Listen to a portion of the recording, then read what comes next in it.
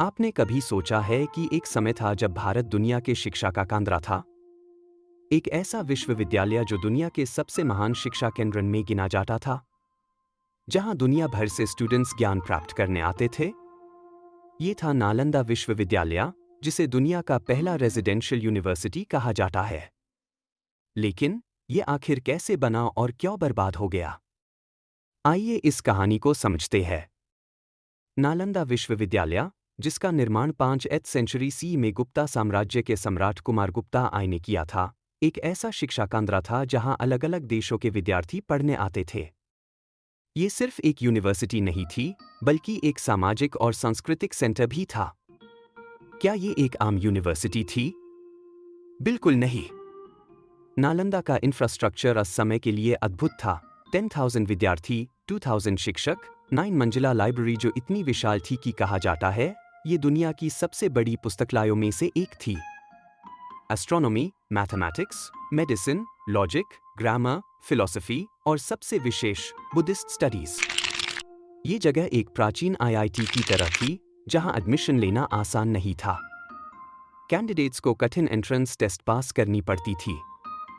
अब सवाल ये उठता है कि नालंदा विश्वविद्यालय इतना प्रसिद्ध क्यों था? ये दुनिया के सबसे प्रतिभाशाली और ज्ञानी लोग थे। यहाँ हिंदुइज्म, बुद्धिज्म, जैनिज्म और ग्रीक फिलॉसफी को समझने और डिस्कस करने का स्वतंत्र था। एक प्रमुख उदाहरण है एक्सुआनजुआंग, सुआनजांग और आईसिंग, जो चाइना के महान यात्री थे। उन्होंने नालंदा में अध्ययन किया और यहाँ की शिक्षा प्रथा का वर्णन दुनिया भर में किया।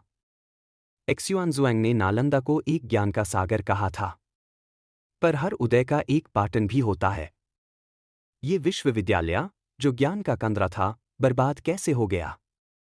1193 सी में बख्तियार खिलजी, जो एक अफगान कमांडर था, उसने नालंदा विश्वविद्यालय पर आक्रमण किया। लाइब्रेरी को जलाया गया और कहा जाता है कि पुस्तकों की आग 3 महीने तक जलती रही। यहाँ के विद्यार्थी और शिक्षकों को मार दिया गया और एक सामाजिक और सांस्कृतिक विरासत को मिटाने की कोशिश की गई। लेकिन सवाल ये है, खिलजी ने ऐसा क्यों किया?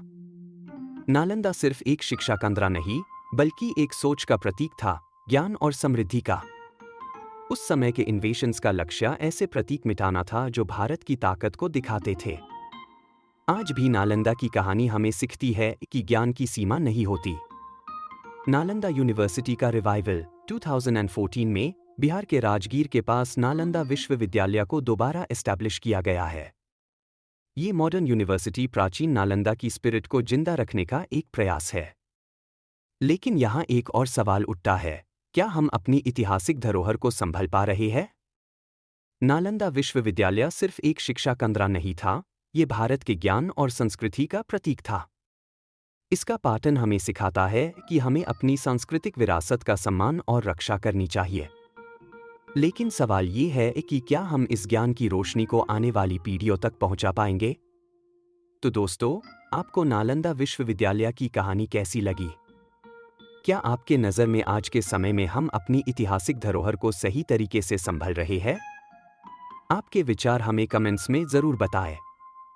अगर आपको ये वीडियो पसंद आई हो तो आइए लाइक करें, अपने दोस्तों के साथ शेयर करें और ऐसे ही और इंटरेस्टिंग कहानियों के लिए हमारे चैनल को सब्सक्राइब करें।